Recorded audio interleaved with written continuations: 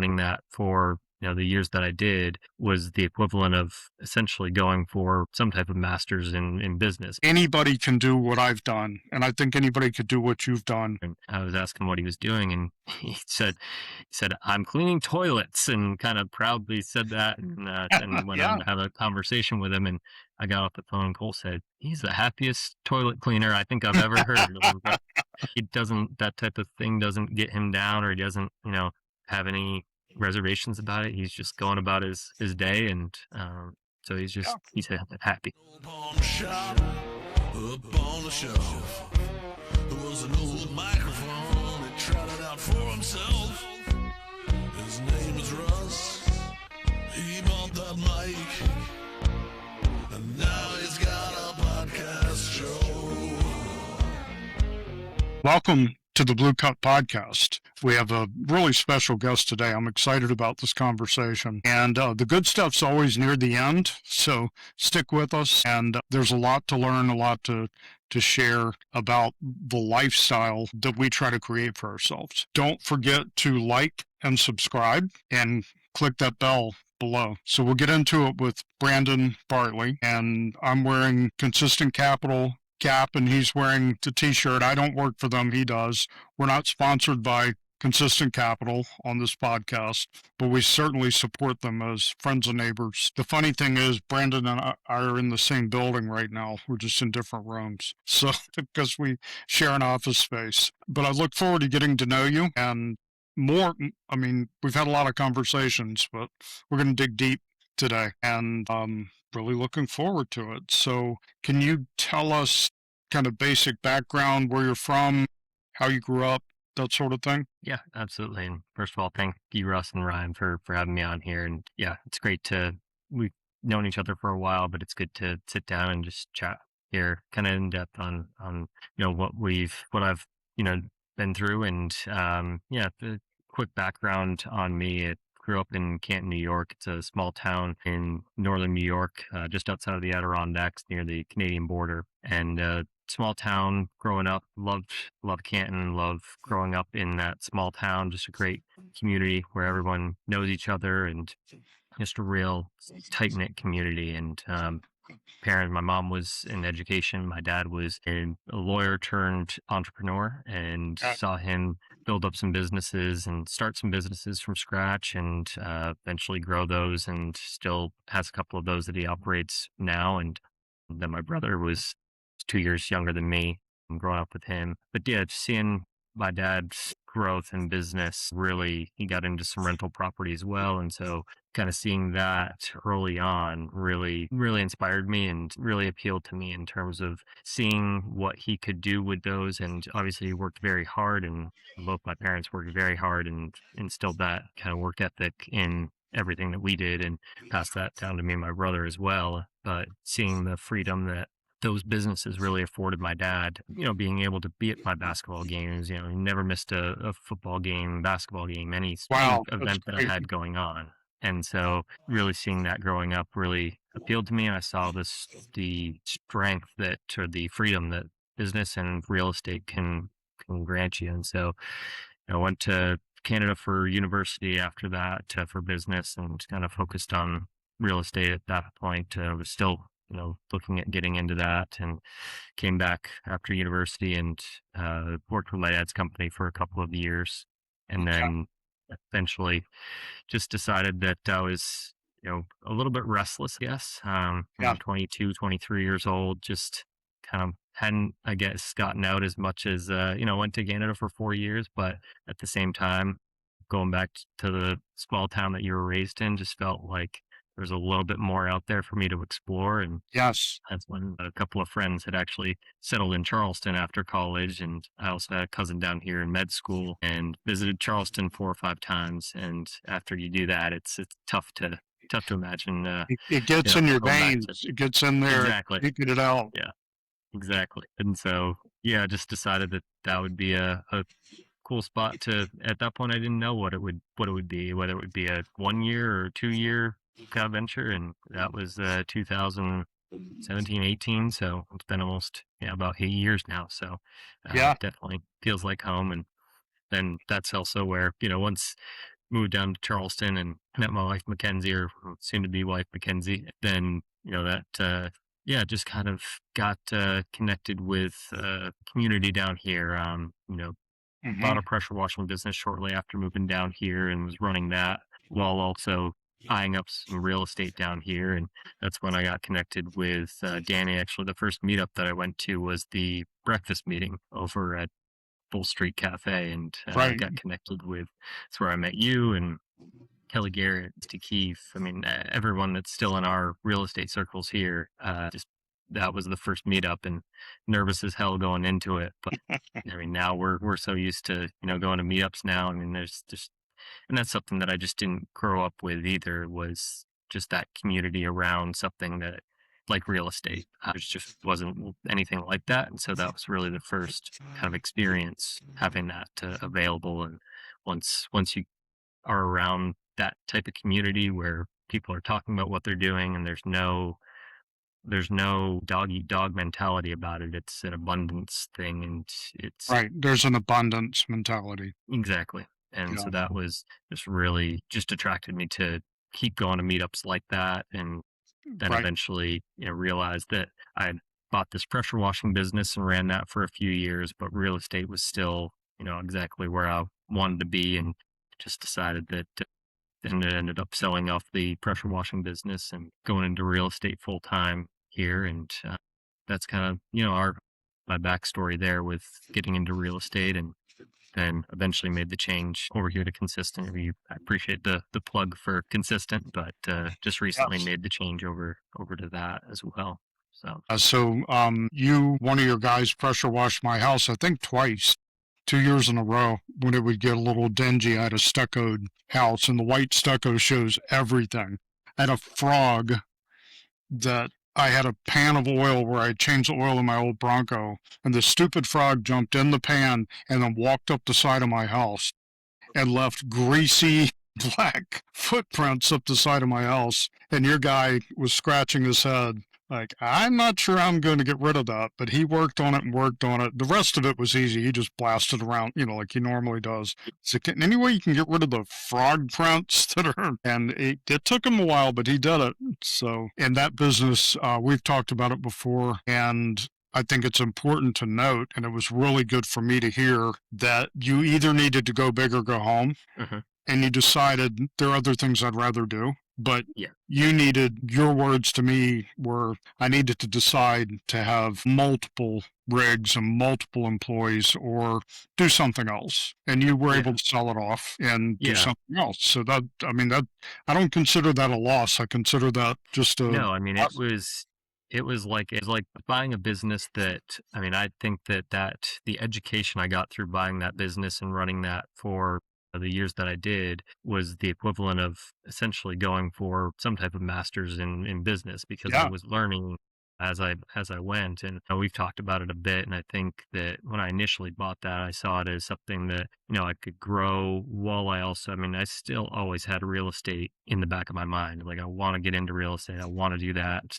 That's the path that I wanted to take. And I think once I got into it, I realized there's two different things dragging me in almost two different directions at some point. And there was the pressure washing business that needs capital to run and to grow, and you have to feed that. And then also trying to feed, at that point I had bought a duplex here in Park Circle on an FHA loan. And so, I mean, that's a minimal down payment, but at the same time, that's still money going out to that and trying to get that up and running. And so just two different things dragging me in two different directions. And I also got my license at that point, my real estate license, and was working, in that capacities too. And so, just having those two different things that didn't really have, they had some synergy to them in terms of, real estate meetups I Yeah, was a going to, little bit. people. Yeah. Yeah, a little bit, but it still was dragging me in two different directions. And I realized at some point I just had to make a decision on what long-term path I was going to take. And that was the real estate path. And, or to your point, grow, really bring on somebody, maybe a partner that could help grow that side of the business.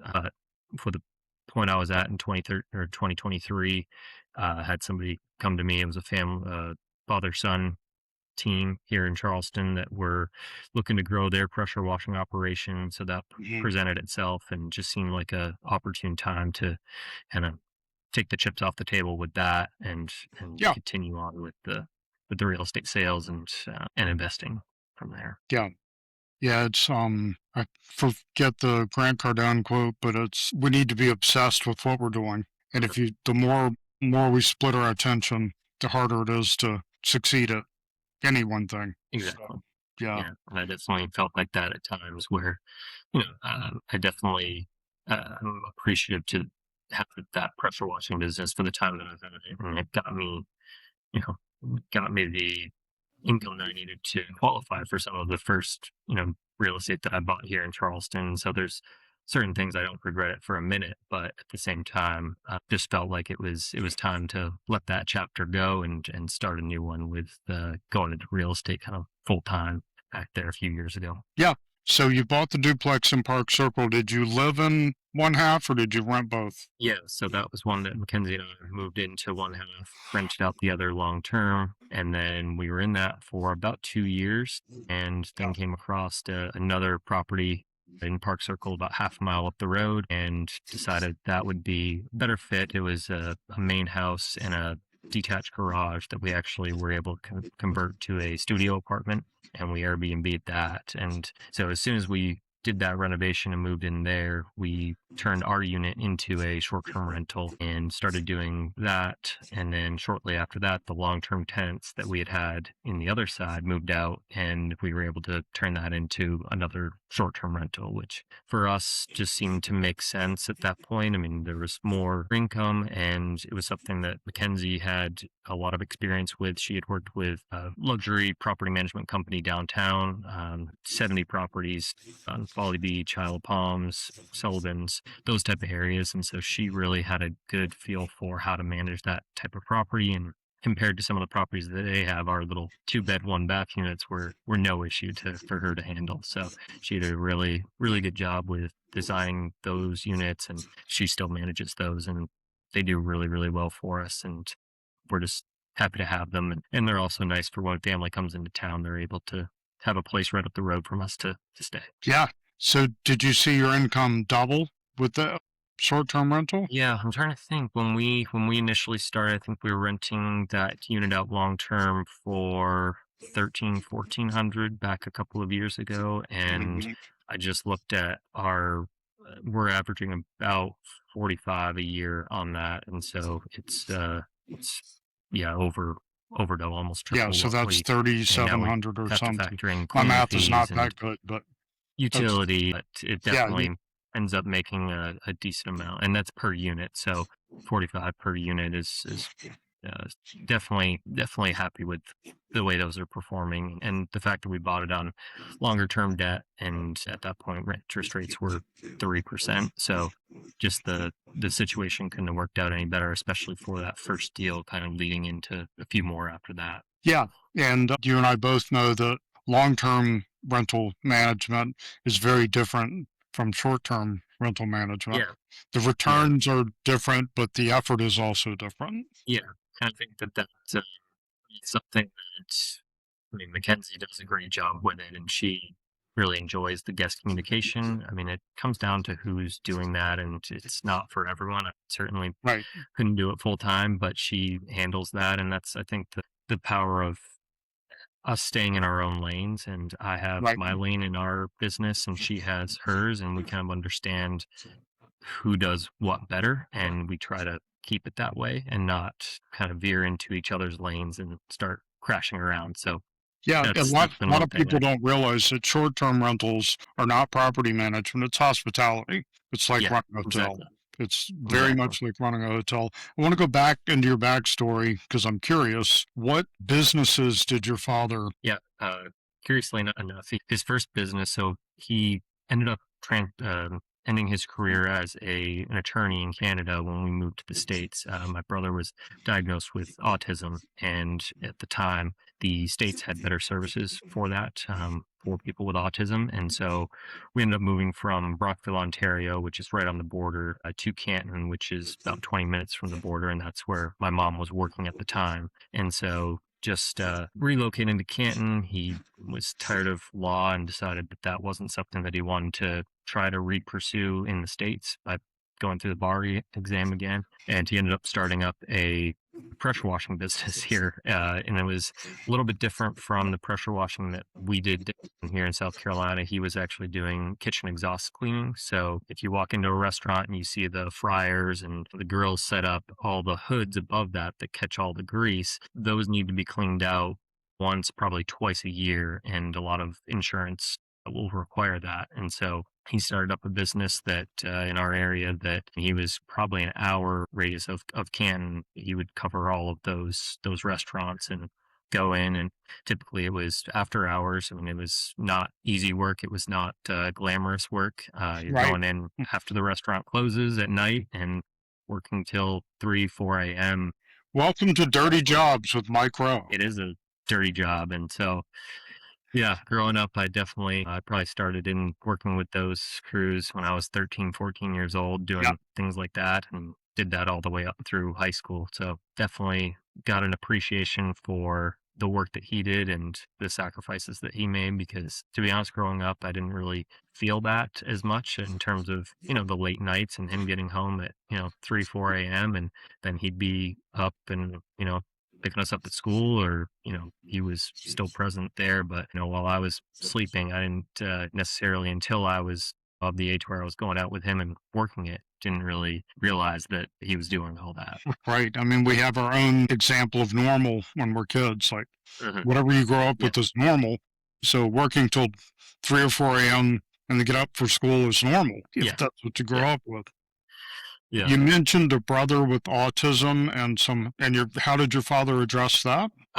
Yeah. So with Ben being diagnosed with autism, the states had better services, and so we ended up making the move over to Canton. And that was definitely, I mean, he was 3 or 4 when he was diagnosed, and so that was also a difficult time back. I mean, this was the 90s, and so there wasn't as much research or knowledge around autism at that time and how to deal with that. But my parents, they jumped right on it and got him into early ABA training, which is essentially, it helped him become vocal and be able to express what he was trying to express without, essentially him being non-vocal for a while, but or nonverbal. And it was a difficult time, but he stuck with it. And I mean, now he's just a happy-go-lucky, I say kid, but he's 31, but to me, he still feels like a kid.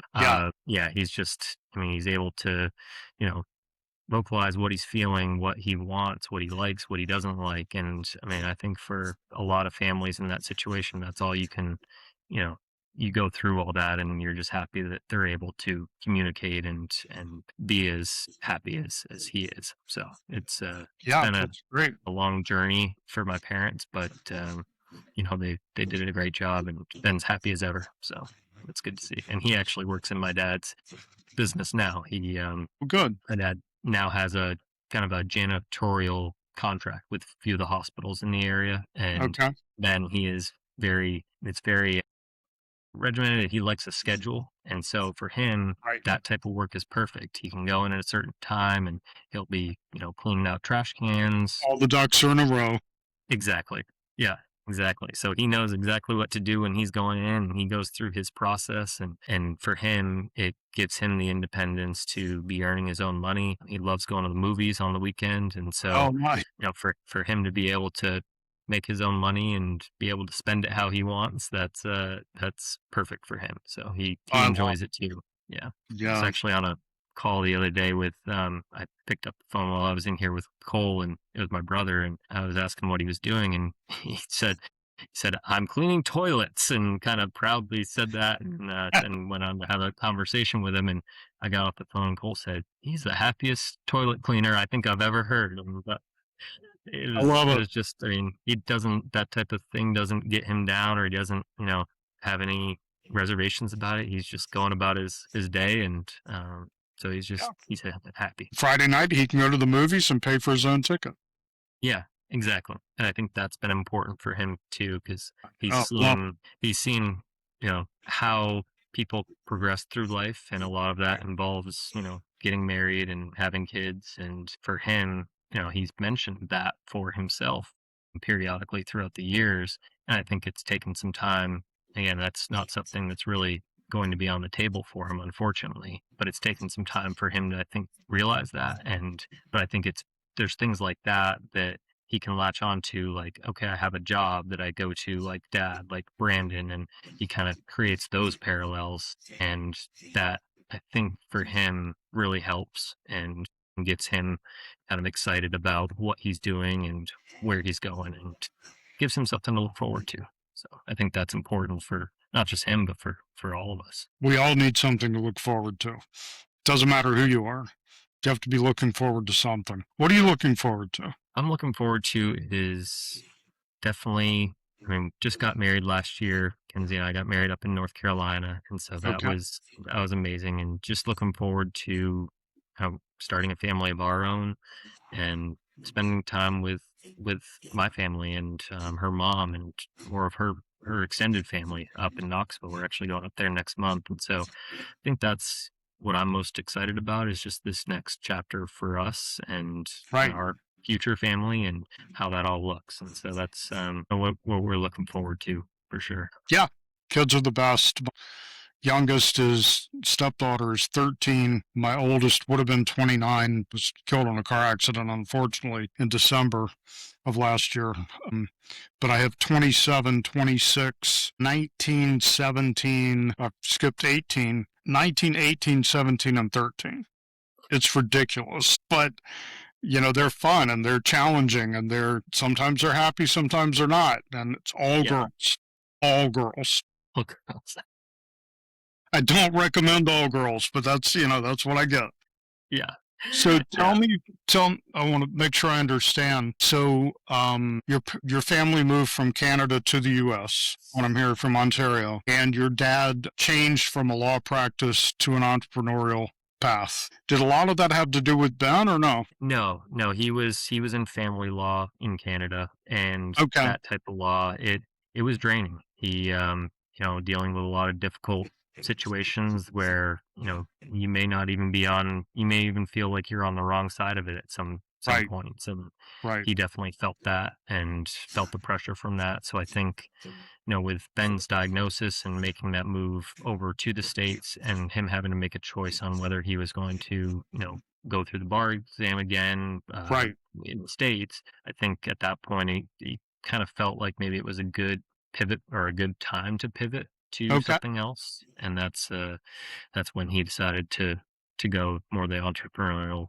route than the law. Yeah, so he was ready, and Ben's condition created opportunity to do that. Like, but now it's obvious what we need to do. Yeah. It's the way I hear that. Exactly. Yeah, we had a coaching student about the same time you were in Clear Vision coaching, who was an attorney, and she was very open and honest. And I was astonished at how little money some attorneys make. You always think of attorneys are just rolling in the dough. But if you're serving like a family court attorney, or she was doing a lot of pro bono work, it's a lot of work for not a lot of money in a lot of cases. Yeah. And I think over the few years that he had built up his practice, or their practice there in Canada, I think he was starting to do, a lot better than when he was starting out, which was a grind starting out in that business too.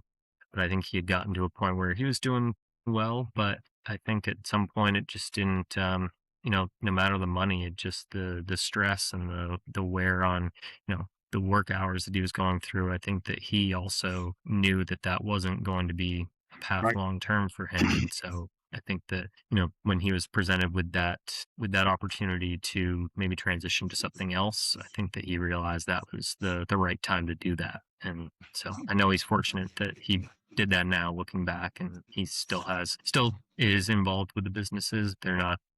Thankfully, they're built up to a point where he doesn't have to be. It's provided him the freedom to be able to step away and go visit family in Canada, family down in Florida, for a week or two at a time. And so I don't think he'd be in that position if he was still practicing law. So I think he's it's fortunate. Right. How old are your parents? They are in their so dad's 60, 66, mom's 71, so 60s and Okay. 70s. So Okay. Yeah. So they're able to travel to Florida, travel to Canada, visit yeah, family. I mean, that's a pretty cool life. I used to go to Minnesota in the summer and Florida in the winter. We still do Florida that's in the winter, but it's yeah. kind of a So cool life to it's a chase. nice excuse to get down here in the winter. Yeah. Definitely take the opportunities to get out for a week or two or more during the winter. It's a long 5 months up there Yeah. for winter. Yeah. Yeah. The Great White North is fun for a week or so, and then I'm ready to come home to Charleston. That's yeah. I like getting up there during Christmas and do some skiing, and after that, I'm okay coming back down to Charleston and enjoying Yeah. our Yeah. 60s and 70s weather. Absolutely. So, do you still have the rental in North Carolina, the short term? Yeah, yeah, we do. We bought So that last Mount year, and House, basically, right? yeah, and that was a thing that I had. I'd been writing that down for a while in terms of something that I wanted to have eventually, and I honestly didn't expect it to be as soon as it happened. But I came across actually a Craigslist real estate listing. It's probably about 4 years ago, and reached out to the guy, and he was asking a certain amount, and he had been through some hard times as well. His wife had passed away during COVID, and his son was sick and not doing well, and he was in Charlotte and wasn't getting to the house, as much as I mean, he really hadn't been there in a couple of years and didn't see him getting up there much more. And so he was interested in selling it, but ended up talking with him over the next 2.5, almost 3 years. And finally, he called me one day and was like, okay, See, I'm there's a ready to gold sell it. nugget. Brian, tag that in the podcast. It took 2.5 or 3 years Two and a half to to get a three deal done, years of just, which is really not unusual. I mean, a lot of the YouTube gurus are saying, you can make X amount of money in X days, and you can. Sometimes we do. I mean, I've done it. We definitely can. But sometimes it's follow up, follow up, follow up, follow up, follow up for 2 or 3 years and plant the yeah, seed to the beautiful thing is when they call you yeah, because you've done good it, follow up. yeah. And that was the case. And I could tell it was a situation where obviously he was going through a lot, and I wasn't putting any pressure on him. I was just, hey, when you're ready, like let's talk, let's sit down and talk. And eventually that point, it got to that point. Unfortunately, his son ended up passing away, and that was so he had two deaths, very close deaths to him, in the last 2 years, or in a span of 2 years. And I think at that point he realized, he wasn't going to be getting up to that house at all, and it was better just to kind of part ways. And so I was able to work out a deal with him for seller financing on it, and got us into a really good position with that property taking that on, and needed some work to it. And so took on that portion of it and bought it last year right before the hurricane hit up there, Hurricane Yeah, Helene. And that was an interesting few months getting everything up there back organized. And thankfully there wasn't, I mean, compared to a lot of people up there, we had minimal damage. And so we were fortunate and grateful that we didn't have flooding or anything like that to deal with. So yeah, just thankful that we still it's had the house is near it Lake Maggie Lure. Valley or the It's near Lake Lake Lure. It's Lake from Lure? Overton, yeah. But Lake Lure, yeah, Lake Lure and Chimney Rock there got hit really hard, and thankfully we're about 15 minutes outside of Lake Lure, and it's up Yeah, higher, and so water wasn't an issue. The flooding wasn't an issue there, and so yeah, we ended up getting that online here earlier this year, and it's been doing really well. And that community is really strong up there, and they're yeah, rebuilding it's a and beautiful getting the place. lake. Yeah, getting the lake back dredged, and hopefully it'll be back open next year. We'll see what that looks like, but Yeah, for right now, it's been renting out well, and we're happy with how it's performing, and know that as that community continues to rebuild, it'll come back even stronger. yeah. My wife and I had planned our wedding to be on the Flowering Bridge That's right. on Lake Lure, and that was on November. We had it planned for November 2nd, I think. And the hurricane hit. I mean, you don't expect a hurricane to hit in the mountains. We live No. on the ocean. I mean, the ocean's right there, and the the hurricane just went right over us and pounded the mountain valleys, and Yeah. the mountains washed roads out completely, highways lost. And the Flowering Bridge was this really cool abandoned bridge. You're familiar with it, but it's an Mhm. abandoned bridge where the local garden club, just like every weekend, they're in there planting flowers, tending to it. And it was just this beautiful thing that we were going to use for our wedding venue. And this devastating hurricane just pounded that part of North Carolina. And, a minor for us, we just moved to Hampton Park in Charleston and had a beautiful wedding. No, Mhm. no big deal. But for a lot of people, my buddy Charlie has a construction business up there, and it was devastating to him because they couldn't work. Yeah. Because he said, we don't have roads to get where we need to go to work. He said, there's a ton of, renovation to be done. He said, but we can't get materials and the houses are covered in, there's no road to get to where we need to go. Yeah. So that was a pretty devastating event. You guys were fortunate to dodge most of that. But Yeah, and we ran into that with our own contractors working at our place. We were having some work done on the well, and the well company had their main rig in a community that got their main entrance crushed, and that was out for an extended period.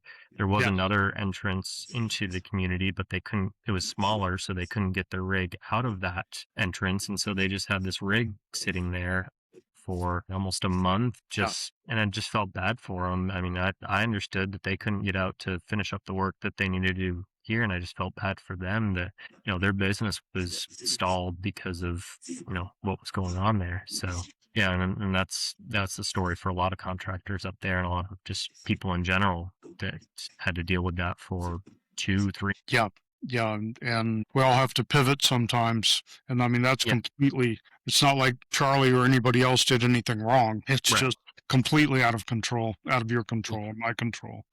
yeah, So we talked about that for a bit. Back to Ben for a minute.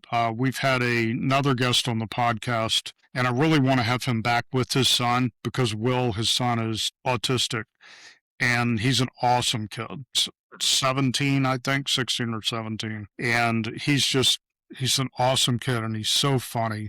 And the insight when we're having a conversation, a little interject something, and it's in line with the conversation, but kind of off. It's like, wow, just it's a different way of thinking. His thinking is very different. And some of his social norms. So we had breakfast together, and I was like, all right, I'm going to use the bathroom before we go. So I'm in the urinal, and Will comes up beside me. He's looking over it's like, well, we don't do that. But I mean, to him, it was just, he was curious. All right. Love that kid. yeah, And he's yeah. in high school, and his parents are awesome and are fortunate because they're in this real estate game where they work hard, but Will is a constant part of their life. So because they're running their own thing, they tag team back and forth. Yeah. And I just think it's a beautiful thing to be able to do that for Ben or do that for Will Yeah. and set a path. Yeah, absolutely, and that's definitely something that my parents were doing as well growing up with him is kind of tag teaming that side of it too because he's not as he is independent now to the point where he can stay by himself and do all that. But growing up wasn't always the case, and so having the freedom to be able to be with him during those periods. Thankfully, they also had some services that people were able to come in, and he has a couple of few great people right now that are working with him, Jane, on and Mason, and they are amazing with him, and he sees them as just friends that come over and hang out, and he doesn't even realize that they're there to make sure that he's not going to get into any, if there was an emergency or something, that he would know what to do, but he just sees them as friends, and he'll go out bowling with them and go to the university to go swim laps and things like that. So it's just more people for him to hang out with and enjoy his time. Yeah, that's perfect. I love it. So you got married last year. Yes. Where did you get married? So Silva, North Carolina, just about an hour west of Asheville. Okay. Yeah. Yeah. I know it. Yeah, North Carolina's been a special place for us, and I should have mentioned this when mentioned Lake Lure and Chimney Rock, but that was one of the first trips that we Yeah. took together was up to Chimney Chimney Rock Rock's and a cool just place. did the elevator up to the top and got pictures up there. And so that whole area, and since then it's gone back to, the surrounding Asheville area 1 to 2 times a year typically. And so just a really special place for Mackenzie and I to go up to and just relax and unplug and recover. And so that's when we were looking at venues. Obviously, Charleston's really popular for weddings and things like that. And Yeah. most of our family was traveling in for the wedding anyway. And so we thought, why Yeah. not Why not? take a look at Travel North there. Carolina and see what they have there? And then we found a great venue, Betty's Creek in Silva. Just Yep. once we visited it, it was decided. I actually Saw the look on evacuated from Mackenzie's a face. actually evacuated my family for a hurricane when we lived in Savannah to Silva. And Okay. that's where we could find a hotel room. That was like Mhm. the closest place we could go. And your wife let you ride the elevator. So my old ragged ass is walking up 700 steps. My wife is Actually, you trying know to what? she's trying to kill me, Brandon. I'm convinced she's trying to kill me. I mean, Now that I think about it, that time we actually did do the stairs, but the next time I go, I think I will take the elevator because it was painful. And I think oh my God. we stopped for I think Wendy's on the way there, and so it was just, and then You did got the that, belly and we bomb. realized I realized it was a terrible mistake that we had just made. So yeah, Beth was like, it's just a few stairs. It's like 700 stairs. yeah. It's ridiculous. It's a beautiful place. We did make it to the top and actually made it down. And she's like, now, if we go down here, there's like, no, hell no. We're going to the car now. That's enough of that. But of course, she gave me a granola bar and then we went down to the bottom and had to come back up 200 stairs from there. So she's trying to kill me, Brandon. I'm Yeah. convinced. Oh, the views definitely were. Thankfully, it's back open. It's closed there a certain day, but they're back open now. We'll have to, I think, make a reservation for it, but we plan on doing that maybe next time we're do that again. Maybe later this time. Yeah, we plan on going back next time we're in that area, going up to visit the cabin. Thankfully, State Park there, the Chimney Rock is back open, so I think we'll try to get up there. And if they don't have the elevator going, I guess have to go by the stairs. That'd be fun. Yeah, it's a beautiful view. I've forgotten Yeah, the name of the really is. lake, but I've actually backpacked and camped on the lake that's at the bottom of that valley. It's a beautiful, Yeah, beautiful yeah, area. it's a yeah, great time. We actually one time when I was getting the cabin ready up there, it was last year, and decided that the cabin wasn't fully ready, and so I just was staying at a campground, and I brought Jackson, our dog, up to just hang out for the weekend, and I planned on camping at one of the campsites there right outside of Chimney Rock. And for that first night, we were setting up for camp, and ended up Jackson. I was getting him out of the car, and he stepped on the lock of my truck and on the door, and I closed the door with the keys in the truck. And Oh, so your dog yeah, locked you out of your truck? yeah, dog walked No. me out of my truck, and ended up finally getting AAA out there, but it wasn't until it wasn't until that next morning that they were able to get somebody out. And so I took this tarp, and anyway, I have a picture of it, but we were did a little outdoor camping that night. So, but Oh, that's wild. interesting night up there. Yeah, definitely. So let's spend a couple of minutes on what you're doing with Consistent Capital without getting too deep into it. Just kind of give us a general idea. Yeah. So Consistent Capital, we're a business purpose lender. We do DSCR, bridge, and ground up construction loans. So Okay. cater specifically to investors that are looking to do projects like that. We don't do anything owner occupied or anything kind of conventional lending. We are specifically for investors and have products built for investors. So Okay. whether it's short-term rentals, long-term rentals, spec builds, infill lots, we can support on those type of projects. And yeah, it's been a great. I've just joined up with them here recently, but had known Whit McCarthy and the whole team here for a while now, and just saw what they've been building over the last couple of years, and it was just really inspiring, and saw a lot of potential there, and ended up having Sure. a conversation with him, and just the opportunity kind of presented itself, and decided that it would be I loved real estate sales and still enjoy that side of the business, and had nothing, no ill will against any part of that business, but Right. just felt like the opportunity with Consistent was too good to pass up. So I'm Yeah. definitely happy that I made that decision, and the team over here is incredible. Yeah, it's a great group of people, great organization. What was I going to ask you about that? So for those of you who are watching or listening, and we're throwing a lot of terms around like DSCR and bridge. You even talked about owner financing on the mountain house that you bought.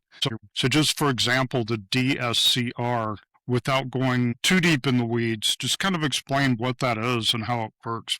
Yeah, absolutely. So DSCR stands for debt service coverage ratio. And so with that, instead of looking at somebody's personal W-2 income or tax returns, we are specifically looking at what the asset can produce in terms of revenue Right. and comparing that with what the overall debt service or mortgage payment, principal, interest, taxes, and insurance will be, and comparing that to what the property will produce monthly. And as long as that amount is equal to or above what the debt service on it will be, then we can qualify that and do that loan. So it's really a convenient product for somebody that's maybe self-employed that does everything that they can to not show income, or maybe doesn't show a lot of income on paper, because we're not going to request that to qualify for it. We're going to ask for a lease, or if it's already rented, or we're going to do a market rental analysis on the appraisal that'll tell us, yes, this property can rent for $1,800 a month. Let's say the debt service on it is going to be $1,500. Great. Then we can absolutely do that loan and move forward with it. So it's a very consolidated loan that makes the process smooth for investors. Yeah, and on the consumer side of that, as an investor, I've refinanced several projects recently from hard money like Rehab Wallet or private money from individuals. And as Brandon said, they don't look at my income. They don't need a tax return or anything like that. You do check credit though, right? Did you do a credit check? Yes. So they do a credit check and they wanted 2 months of bank statements to make sure that I could at least pay the mortgage out of what I had on hand, because you don't want to jump on a sinking ship. So I understand that. But then the appraisal is part of it. So the resale value is Yeah. part of the equation. And then, as you said, in my example was almost perfect to what you just said. It'll rent for $2,000 a month and my mortgage is $1,700. And the appraisal works. So then they you know, back the loan value off the appraisal by, what is it, 25%, something like that? Yeah, depends on what type of loan, whether it's a rate and term refinance or a cash out. But typically those leverages range from 75 to 80% Okay. max leverage. We do have a product that's 85% LTV on turnkey single family purchases. So it can go as high as 85% on those. But yeah, it just depends on what you're trying to achieve, if you're trying to get cash out or just kind of pay off what the existing debt is on that property. So here's the exciting thing about that is I used none of my own money to buy the house. I used none of my own money to rehab the house. In this instance, the ratio was really close, but not quite. I had to bring about $2,500 to closing to close the loan. So I now own a house that appraised for $244,000, and it'll rent for about $2,000 a month, $1,800 to $2,000 a month for $2,500 out of pocket. So Yeah, that's the magic of it, without getting into all the ratios and details and all that. That's the result you can get. I did one a few years ago that was really a sweet deal, and we got $35,000 cash back at closing. yeah, And I yeah. mean, that can happen if you structure the deal correctly going in. Yeah. The Burr strategy is extremely powerful, and a lot of people I've seen are saying that it's dead, but I'm seeing some investors, I mean, you included, but some other investors that we have that are still finding markets that it works in, and it's working Yeah. great. And there have been some situations where they have gotten cash back at closing and essentially, have an infinite return, but an infinite return on that property because they don't have any of their own cash necessarily left in that deal, and it's a rental property. Right. Right. So that's exciting. It sounds dry and boring and, all these terms and ratios but the exciting thing is what it can do for you. So I love hearing about growing up in a really, really small town, because I grew up in a town that had a flashing yellow light. No stoplights. It has stoplights now. 45, 50 years later, it has stoplights now, but there was a flashing light, and our shopping experience was a farm bureau, it was called, which was basically a hardware store and a feed store. And in the same building was a little teeny grocery store. So I grew up very similarly. My high school graduating class was 3 people. Wow. So So how small many town. people in the town total Yeah. population? Yeah. So my dad was an entrepreneur like yours. He happened to buy a home center before we knew what Lowe's and Home Depot, at least in our little town. We didn't, this was in the bigger town that actually had a couple of stoplights, 20 miles away. But he bought a cabinet shop that was also a home center. It sold appliances, sold flooring, sold hardware, and he changed that business model to we only did custom cabinets, manufactured cabinets, and garage doors. Got rid of everything else because those were the profit centers. My dad's the type of person who looks at it and says, we're doing all this BS to be friendly and, friendly neighborhood hardware store. But the only thing we're really making money on are these 3 profit centers. And the best one was really the garage doors. And so that was a great experience for me growing up to work in that business. I started working when I was 14, I think, in the cabinet shop, and then grew into the office. And I was the general manager when I was 22 or 21, and learned a lot about hiring and firing people and things I like to do and things I don't like to do.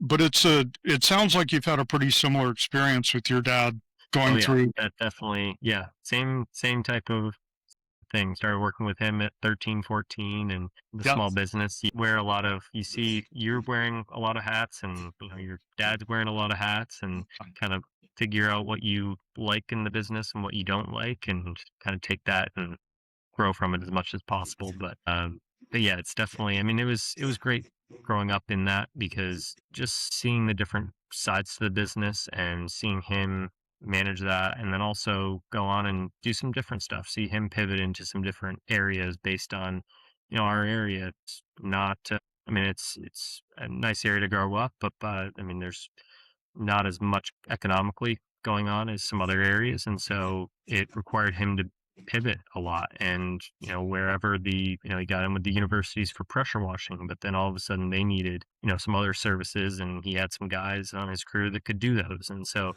being able to identify those opportunities and pivot towards that, I think was valuable for me growing up, seeing that, and being able to apply that now. What other services did he have? So he's since gone into the janitorial side, and so he's Okay. grown out that side of it, and he likes that more than the pressure washing business, because it's not going in at all hours of the night. And so that's been one side. And then one time he was doing smaller kind of niche projects for them, just kind of handyman type projects that Okay. his guys were trained in, that they could still do. And they were kind of jack of all trades guys on his crew or his employees. And so they were able to do a lot of those things that maybe the maintenance teams at the universities, they didn't want them necessarily doing. And so they would hire Right. that out. Right. And, he got to know, the maintenance teams over the maintenance directors at these universities and hospitals, and those relationships led into just other opportunities that he was able to capitalize on, and put his guys in that position. Yeah, interesting. It's in parallel to my experience, but it's very different at the same time. So funny story, when I was around 16, I had been working in the shop for 2 years, and with employee turnover and over, there were a lot of employees who stayed, but by 18, I was kind of senior in the shop, but around 16, we had this guy who came to work for us from New York, from Staten Island. And he was just this funky, artistic guy. Well, he was a finishing guy. He would stain the cabinets and spray cabinets, and they're humming classical music. And so I worked with him. And One day we had a fan that would exhaust the fumes. When you spray the cabinets, you pull the fumes out through a filter, and then we would just blow it out in the backyard. Can't do that now. And the fan belt broke. And so I was working in the office on the computer drawing plans and ordering materials. And John came in and he's pulling a fan belt off the wall. And my dad said, "What are you doing?" He said, "Well, the fan belt broke. I'm going to crawl up in the attic and replace it." And he said, "Oh, no, that's far too dangerous, John. Russ will do it." And John just fell out laughing. He said, "You don't care if your son gets mangled by this machine." And he said, "No, you're a key employee. We can't risk you getting hurt, John." So that is the story of my childhood working. And I thought nothing of it. John thought it was hilarious. I was like, "What? I mean, it's obvious. Somehow I'm replaceable and you're not replaceable. So By that I'll point, be you the were one that just puts used to my it at hand that up in the point. machine and sees if I get an amputation. I don't know. We'll see." So Yeah. family business can be interesting sometimes. There's some favoritism by being the boss's kid, and there's sometimes when it's like Yeah, the when it boss's works kid against does you, the maybe. dirtiest and most dangerous work. Yeah. Yeah, How John long were John you and in I the laugh business? about that to this day. That's been like 40 years, and we still laugh Yeah. about it. How long were you in that business with your dad, with your family? I worked every holiday and vacation, summers through college, so high school and college. And then I got my college degree and I said, I'm going to go get a job, like a real job in Washington, D.C., because I went to school in Virginia. And my dad implored me to come, and he said, "Just come for a year or so and help me. I got to turn some things around." And so I went back to work for a year. Then I left for 4 years, and then I came back for about 15 years. And because they had switched the business to more of a design build kind of business instead of, we didn't have a cabinet shop anymore. There was no production nightmares. It was much more of a, and I love doing CAD design and meeting with clients, Mhm. creating spaces. And that was a very rewarding job. I mean, I like building cabinets, but that's not, I mean, it's Mhm. monotonous Yeah. compared to the design world. So I was a kitchen and bath designer and eventually a residential designer for about 28 years for different Mhm. companies. My dad and I had a falling out in 2006. We're friends again now, but Yeah. there was a period Yeah. where that Family didn't work. business can do that sometimes. For sure.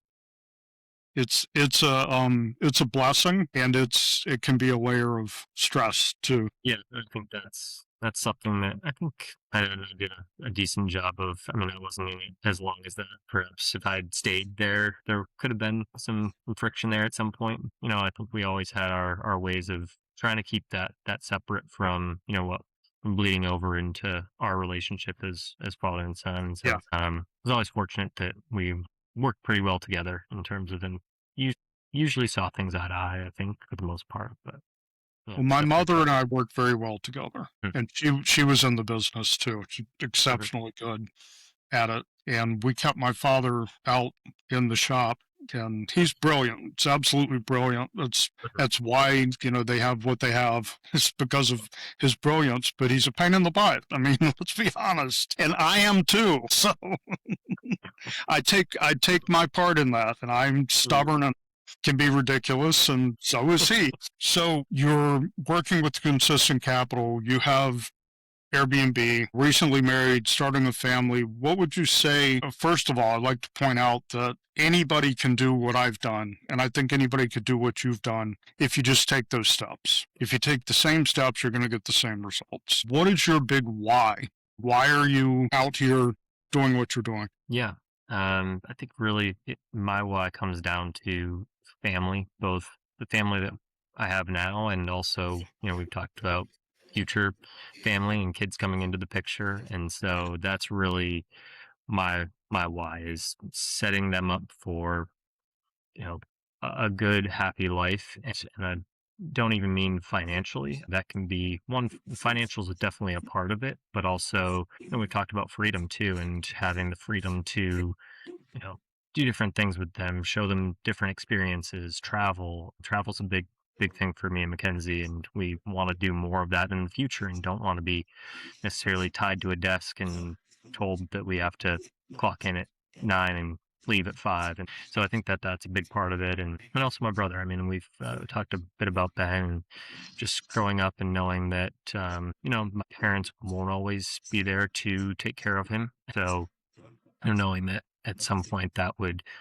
be my responsibility, and I have no problem with that. It's something that, I have mentioned to my parents, and I haven't said it too much, but I grew up knowing that I'd never wanted Ben to live with strangers. So if my parents are not in the picture, then he'll live with me and Mackenzie, and whatever that picture looks like. I don't know exactly what that will look like, but Right. I want to have things set up where we can provide for him and our family, and be able to provide them all a good life and a happy life. So that's my why, and that's why I'm doing what I'm doing to try to you know set that up. Yeah, it's beautiful. And here's hoping your parents live 30 years from now. I know it's a morbid thought, but Yeah, if they're in good health now, it's quite possible that they could yeah, live another thankfully they 25 or 30 years. everyone's in good health, and so yeah, Yeah. I'm thankful for that as well, that everyone's in good health now. Yeah, but I love that you're prepared and you're committed to your brother. And I mean, that's fantastic. So So, what's next? what's next? Yeah, what's next for you and Kenzie? Well, for us, I mean, again, we still are balancing the idea of having a family and young kids, but still wanting to travel. We've got a couple of bucket list items like Italy and Greece on our list, and so we'd like to Okay. do that. And so trying to figure out how maybe we do that with young kids. Haven't exactly figured out what that looks like, Yeah. but yeah, just some ideas on travel that we want to definitely do in the next few years, and obviously kids, it will be a huge part of that, and traveling up to New York more to spend time with my parents. They are great about coming down here. They come down here for Thanksgiving and usually spend a week, and then we go up for Christmas and normally spend about a week. So, but we'd like to do more of that and spend more time up there, maybe during the summer, and so that's definitely on our list. Well, that's great. Yeah. I've been to Italy. I've not been to Greece, but every time I see pictures of it, we got to go to Greece. I mean, it's beautiful. That's one that neither Mackenzie or I have been to Greece. She's been to Italy. I haven't been to Italy. And so I don't know which one will come first, but I know that she really, really wants me to see Italy and Florence specifically in Yeah. Tuscany. But we've got to still plan out that trip and see what that looks like. But I'm super excited to go there. Yeah. Florence is amazing. And it's incredible how crowded the attractions are. Mhm. As far as like am I right? That's where the Vatican is, or is that Rome? Uh, Confused. That's Rome. okay. Well, yeah. So So, Florence, I guess Florence wasn't that crowded. Rome was incredibly crowded, but yeah. Florence was beautiful and really interesting things to see. And it was not that crowded. It was like elbow to elbow. It's a beautiful place. I would go again, but Mhm. you just have to kind of prepare yourself for Yeah. mobs of Prepare people. yourself for the mobs of people. Yeah. Yeah, yeah, but yeah, Florence was much quieter and much more pleasant to me. Mhm. So well, that's super cool. Yeah, the traveling that I've done with kids has been mostly domestic. Yeah, that might be the way to do it. I still yeah, thinking about international travel with kids might be tough, but we've still got some road trips that we'd like to make, so maybe that'll be better to start with. Yeah, And what do you you've think? What done are you you've done thinking? quite a Oh, bit of road tripping, right? yeah. Oh yeah. Yeah, I did. We did 9 weeks in a musty old RV with Hey, fuel that sounds like problems. I would love to do that trip out west, and yeah, take a It couple of was months. awesome and horrifying at the same time. It was great. There were there were moments like coming off the Chisos Mountains in Texas and blowing one of the brake lines, and Oh the wow. brake pedal goes all the way to the floor and Oh nothing's wow. happening. So I'm pulling the lever and tapping the emergency brake down. Yeah, it was an adventure. There's a lot more to that story about finding a mechanic in the middle of To that. absolutely I nowhere. was gonna say, yeah, Um, that's yeah, pretty so rare. we pull into the campsite and it's this little tiny pad you have to like go up and back in, and it's like a precipitous drop. on all sides. But that's our campsite. I have no Mhm. brakes. I mean, none. And so I putt, I've got it in first gear, putt up there, back it up slowly, get the kid, my wife and kids, like, get out. Mhm. Just, y'all just go stand over there. And, of course, being Texas, they're like, four men come boiling out of their campers because they can see I'm struggling. And they're like Mhm. directing me and get their hands on it, like they're going to hold it. If it's, It's going I over. worked inch by inch into the spot, set the parking brake, you know, about to have a heart attack. And I pull out my cell phone, there's no signal. So they said, and the lodge closes at 6, it's like 5:50. So I'm sprinting up the hill to the lodge to get to a landline, and it's Friday at 6 o'clock. So they give me the name of a mechanic in Terlingua, Texas, which is right on the Mexican border. It's the closest thing to Big Bend National Park. And Mhm. I call this mechanic and the the repair shop, and the phone rings. About the fifth ring, this guy picks up the phone, and I told him what was going on. He said, "Man, you got lucky." He said, "I'm literally turning the lights off and locking the door for the weekend." And he said, "I'll be there tomorrow around 11 a.m. and we'll do a Wow. repair." And he said, "I'll get you going." So he shows up at like 2 the next day. But he was great, and he crawled up under there and crimped the lines and filled the reservoir. He said, "I'll order the parts that we need." He said, "But I've got it running enough." He said, "Just be careful, but you need to be able to enjoy the weekend and go see the sights in the Mhm. park." And his name Wow. was Alejandro. Never forget him. And That's amazing. he's not Monday, so that was Friday. Saturday, Sunday, we had to extend our stay through Monday because he couldn't get the parts until Monday afternoon. And he Mhm. said, "I can fix it on Tuesday." So we spent the whole day Tuesday sitting in this repair shop talking to his grandson. And we did our laundry and we had lunch at a very authentic Mexican restaurant. And it's like Mhm. desert, just like nothing but a laundromat, a restaurant, and this repair shop. Wow. And that was an accidental adventure. It was stressful, but at the same time, this is what we signed up for. I mean, Yeah, exactly. When you we just drove the state of Texas. I didn't realize until I drove it from Louisiana to Arizona is like 945 miles, oh, I didn't realize that. just straight Yeah. across, Wow. just the width of the state. And that's where we were going is, right, the Arizona, Mexico, Mhm. Texas border. So it's almost like being on a different planet. It's really, really different. So, Yeah, like you yeah, said, that's when you go on that type of trip, you're signing up for there's going to be some bumps and some yeah, adventures out there, and so that's just one of them, and you got a good story out of it, and thankfully it turned out better than it could have, and too, so you weren't stranded it's for like my for a week. dad talks about being a combat helicopter pilot. He said it's hours of boredom interjected with moments of sheer terror.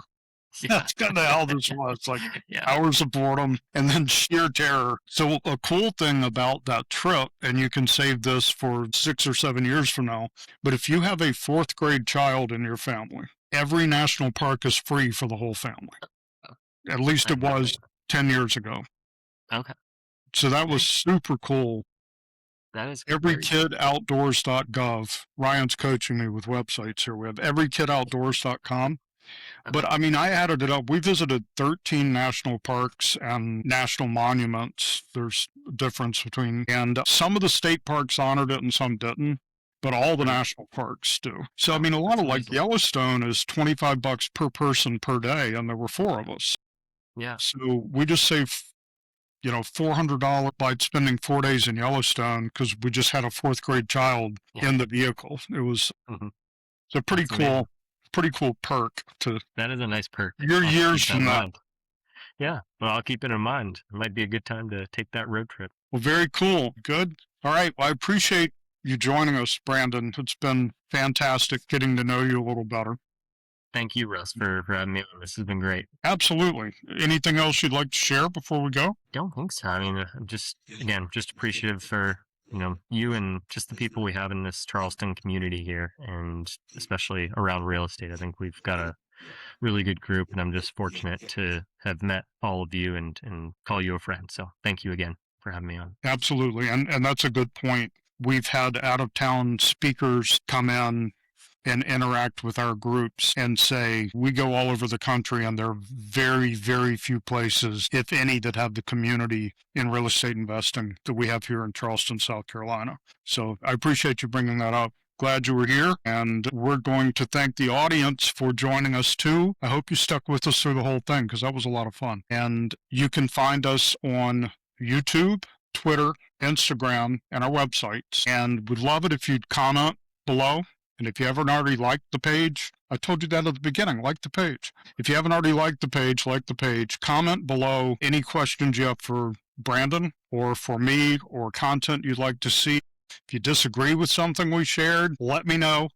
And we'd love to hear from the audience. So this has been the Blue Cup Podcast, and we'll see you next time.